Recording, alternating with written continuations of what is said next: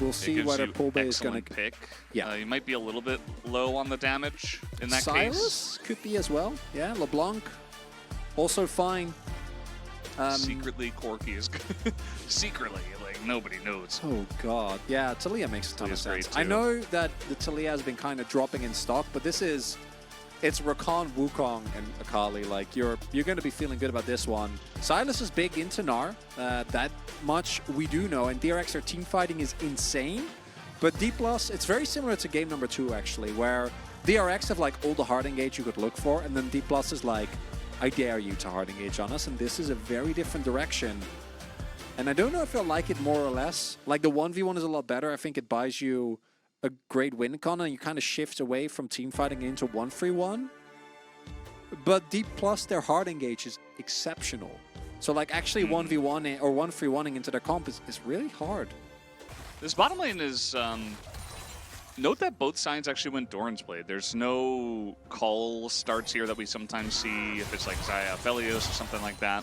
A lot of respect being shown to both sides' ability to engage. Nautilus and Xayah, obviously a nice amount of burst damage, but Zeri and Rakan, also a nice amount of burst damage. Really depends on, you know, who's got the engage, who sets it up better. If you don't have that, it was very tough to play out. Ooh, Sponge just out of range of the ward here. All right, really like that timing. Thanatos might be forced to flash. There it is. Even gets low on health, too. So that kind of tracks. And has a great team around him as well. Well, we do have a Rift Herald. It Being is started. Up and available. It is started, and I love burgers. It's one of my favorite things. Sponge is in there, and he actually is able to dodge a lot of the first damage. As first blood goes to Zeri. Oh no, so many low health bars here. As did Lucid just steal that? He did. Oh, he actually stole it, but he didn't get the eye.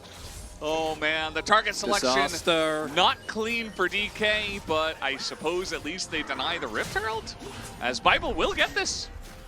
And he will pay for it. Or will he? Full base, full health. He's coming in here. Fight number 2, Electric Boogaloo. No, it's just Bible's going to go down. Pretty consistently. Headshots Pro. I was just talking about a donkey. Don't get me wrong here, okay? The words were said in a very nice and... only positivity, chat. Yeah, you know the rules. positive and wholesome way. Clear?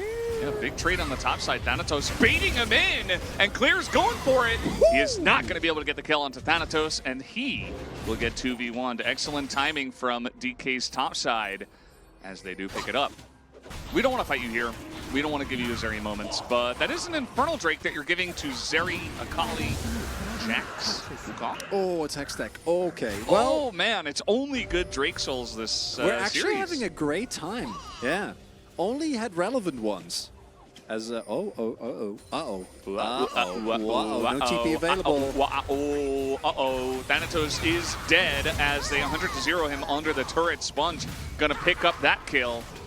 And 4v1 under the turret. They will take down the turret as well. I don't think so. Probably not. Probably not. But I could actually see it. If you're like D+, I'm like, absolutely not. He's dead. He has nothing.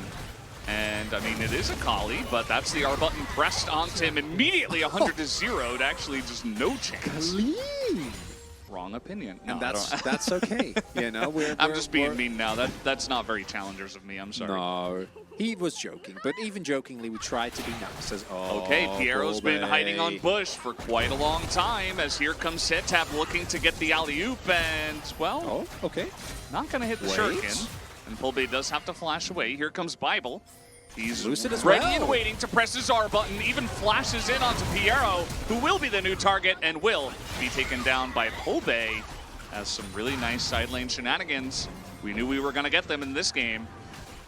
Just letting it go is a completely valid option, although with how they're posturing right now, starting to guess that they're not going to do that. TP comes in, they're committing. Here we go.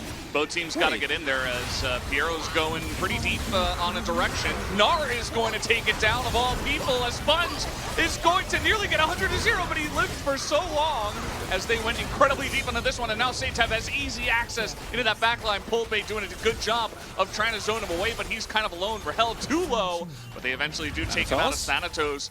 Does a good job of kiting out the rest of the team here. Pleta, though, on the Zeri. This is exactly where Zeri wants to be. but at least Thanatos is kiting him out extremely well. The boomerang He's running! going to buy even more time as, oh, the Zap not going to get him. And now he's just going to get out with the headstick gate. They get the Drake, and the heist is pulled off. Decent way to tank it, I guess. Might look for the turn here, actually committing to a teleport. Thanatos' Narbar in a very good spot as Sponge is underneath, and that's the Baron.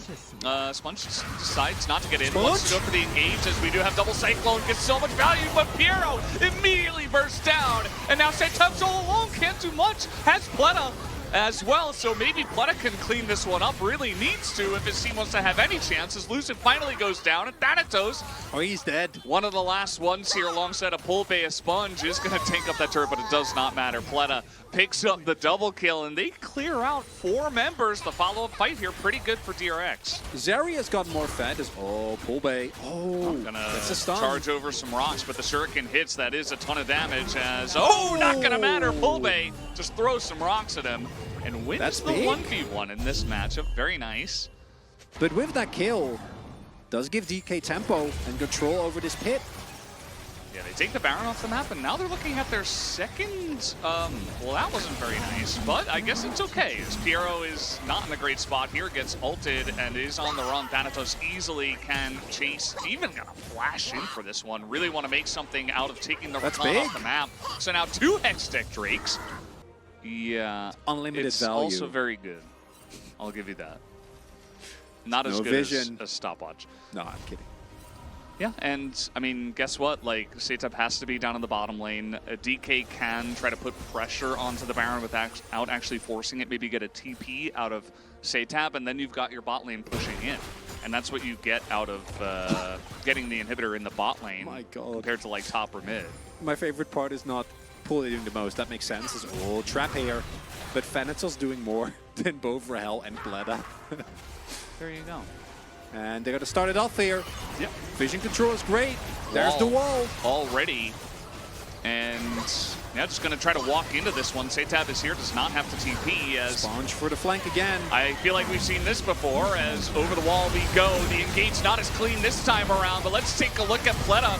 He is able to flash away. He is getting away from these guys pretty well as 4 members. Re-engage comes in from Piero as Bible in a bit of trouble. DRX able to clean up a lot of the members here, including Rahel.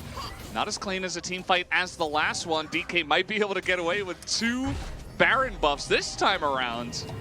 Even if we die like 2 or 3 members, we can keep with that Baron buff. And we can keep this game going. TP coming in. But now we're getting into a very late game scenario. It's messy. And a lot of people have used stopwatches. Some members don't even have summoners. Actually, most people on the map do not. There's no soul for either team. This is getting pretty low. Clear going for the flank here, but Polbay is there as the smite is good for Lucid. Able to pick it up. Sponge now trapped inside the pit.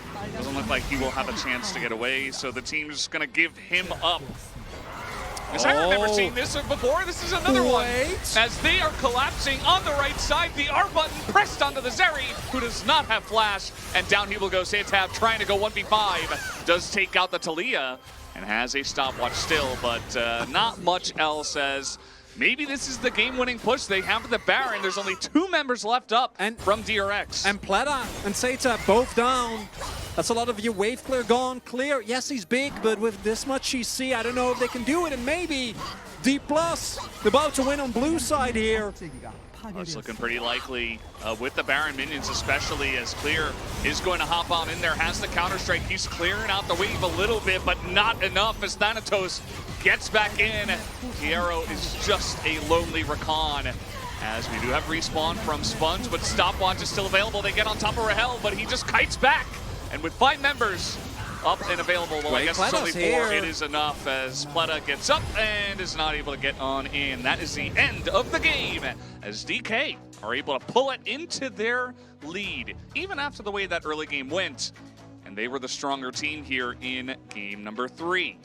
As Valdes, are you a voter? Oh, I need to be a voter. Which I've already put in my vote, unsurprisingly. It's actually kind of tough. I think that Thanatos and Lucid had an amazing game, but to me, what kept them in the game and what kind of brought them back... For me, it's jungle. Oh, I like that. Yeah, it's got to be. I don't know. Like, because there were some moments where they were behind and Lucid found great angles to get picks in the side lane. He got some pretty key smites at the end of the game as well. Hasn't happened in a while, and there you go. Bull Bay.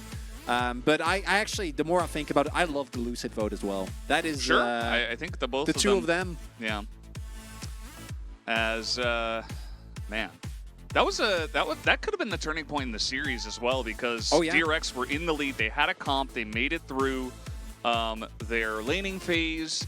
They had, you know, the Jax in the side lane, the Akali in the side lane. I think maybe an LCK team from there who was just a little bit cleaner probably would have been able to pull it forward, but the game got down and messy, and generally, you would favor the team that has Jax, has Akali, has Zeri to win that one.